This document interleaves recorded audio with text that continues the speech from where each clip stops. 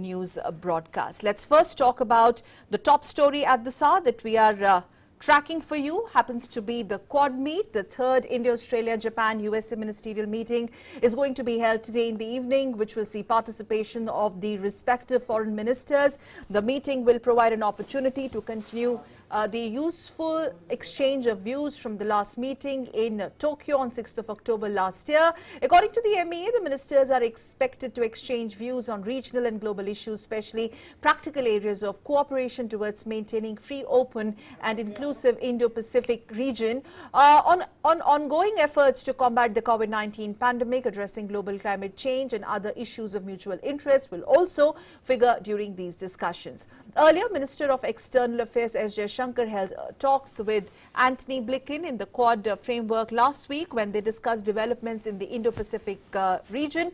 The two leaders also discussed the situation in Myanmar, reportedly after the military coup against the civilian government erupted there. Then today evening, the Quad grouping is also seen as a bid to counter China's growing powers, and that is something will be keenly watched from that perspective as well. External Affairs Minister and Secretary Blinken had held their first telephonic talks on 29th of January, during which they resolved to consolidate and expand the India-US strategic partnership. Remember, this is the third Quad meeting since the last one in Tokyo last October. Meanwhile, Quad is also watched closely because it will be the first such meeting of the group under the Biden administration that took office on January 20th, although the members have had bilateral calls with each other in the past week as well. The Biden administration maintains that discussions with the Quad foreign ministers is critical in terms of advancing United States shared goals in the free and open Indo-Pacific region and rising to the defining challenges of their times, including coordinating efforts and COVID-19 response as well as climate change. President Joe Biden has said working closely with allies will be key to his strategy towards China, in which he has said United States will aim to outcompete Beijing. This administration has made clear that the United States values our alliances and will work with our partners and friends around the world to pursue common interests across the globe. I'm pleased to announce that tomorrow morning, Secretary Blinken and his counterparts from Japan, Australia, and India will speak together.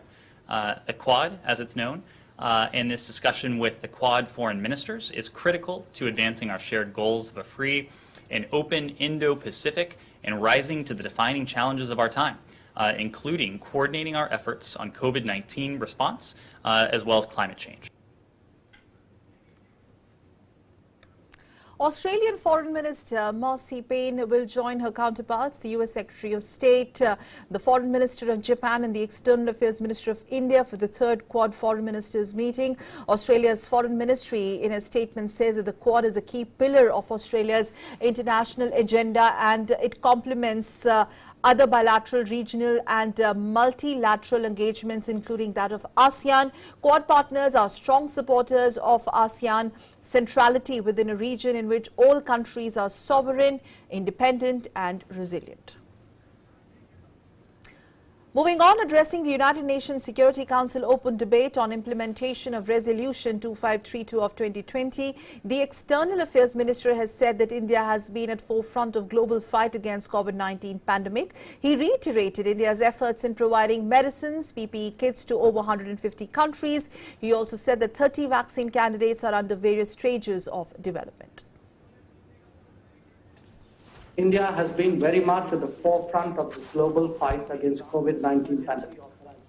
We had earlier provided critical medicines, diagnostic kits, ventilators and PPEs to more than 150 countries, about 80 of them on a grant basis. Today, the pharmacy of the world is stepping forward to meet the global vaccines challenge. 2 vaccines, including one indigenously developed, have already been granted emergency authorization. Additionally, as many as 30 candidates are under various stages of development. And Dr. Jaishankar has further reiterated that India is providing vaccines to the world under Vaccine Maitri. He added that 49 more countries will receive vaccines in coming days. Under the initiative of Vaccine Maitri, which translates into vaccine friendship, India provides vaccines to the world.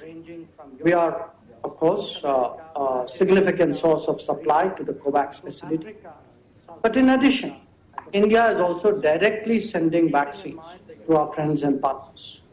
Starting with our immediate neighbors, 25 nations across the world have already received Made in India vaccines. 49 more countries will be supplied in the coming days, ranging from Europe, North America, Latin America, the Caribbean, to Africa, Southeast Asia, and the Pacific Islands. Stressing concern about devastating impact of COVID-19 pandemic globally, especially in the conflict-affected regions, the External Affairs Minister said that the pharmacy of the world is stepping forward to meet the global vaccine challenges.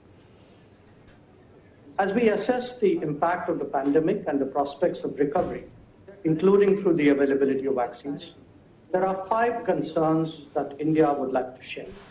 1, lack of global coordination regarding vaccine distribution will hit conflict-affected areas and poorer countries hardest. The ICRC estimates that more than 60 million people in such areas are at risk. 2, there currently exists a glaring disparity in accessibility of vaccines globally. Equity in access to vaccines is important for mitigating the impact of the pandemic. 3, this disparity calls for cooperation within the framework of COVAX, which is trying to secure adequate vaccine doses for the world's poorest nations.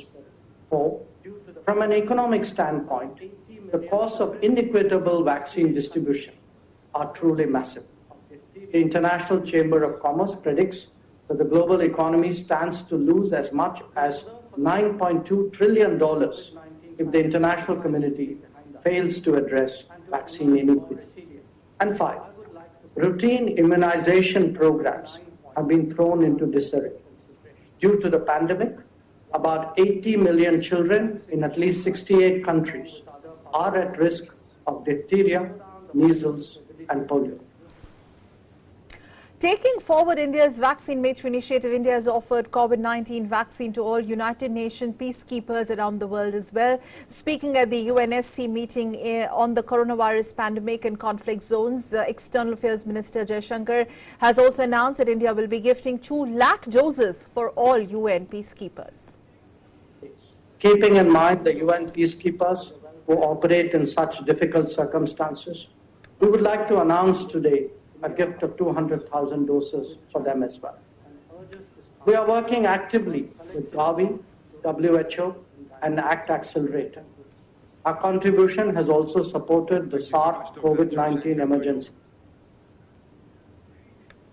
Foreign Secretary Harsh Vardhan Shringla is in Moscow on a 2-day visit. He has had a successful meeting with Russian Foreign Minister Sergei Lavrov. He said the discussions on bilateral issues, cooperation in global issues of mutual interest were held. He also added that issues of cooperation in the United Nations Security Council, Afghanistan and COVID-19 vaccines and global response to the pandemic came up for discussion. With the Foreign Minister, we discussed some regional and international issues of interest, including our cooperation in the United Nations and the United Nations Security Council, where India is a non-permanent member now. We also spoke about issues like Afghanistan, which both countries have a very, very direct interest in. And on the whole, I think the issue of cooperation in the area of vaccines, global responses to COVID-19, and how India and Russia can work together in partnership to deal with this issue was also discussed. Let's now take a look at COVID-19 update from across the country. India's total active caseload declined to 1.37 lakh. The active caseload now consists of just 1.25% of the country's total positive cases. And in a significant development, all states and union territories have reported a decline in active cases in the last month. India's cumulative recoveries show a progressive increment on a daily basis. It improves to 1,656,845. The COVID-19 recovery rate in the country has touched 97.32%. Rising recoveries combined with the less new cases have ensured a decline in active caseload as well.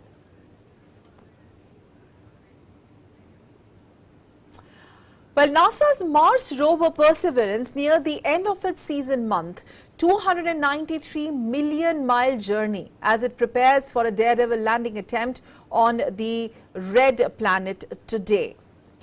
The Perseverance heads for a touchdown inside a vast basin called Jezero Crater.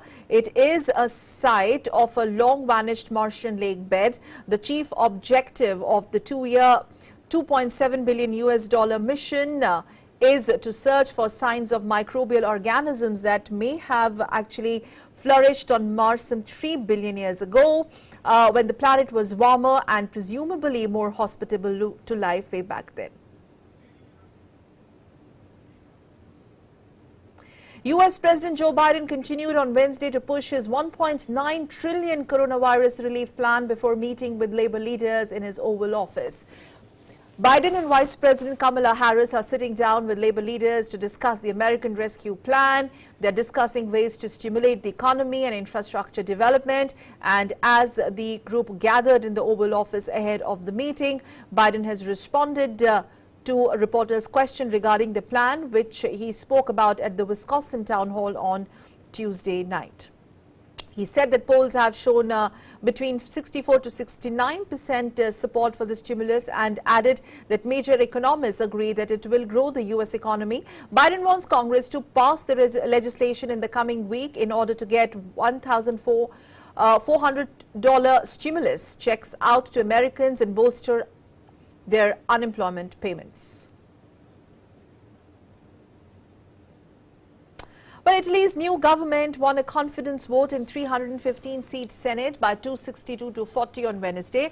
Prime Minister Mario Draghi, the former head of the European Central Bank, was sworn into the office at the weekend. Now, as expected, around 15 members of his largest parliamentary partner defied their leadership and voted against Draghi, objecting to a technocrat taking charge and refusing to back a coalition that included old political foes. And with a vast parliamentary majority on paper after a confidence vote in Senate, Draghi looks all set to waltz through a similar vote in the lower house on Thursday. This will be the final step needed for the government to exercise its full powers.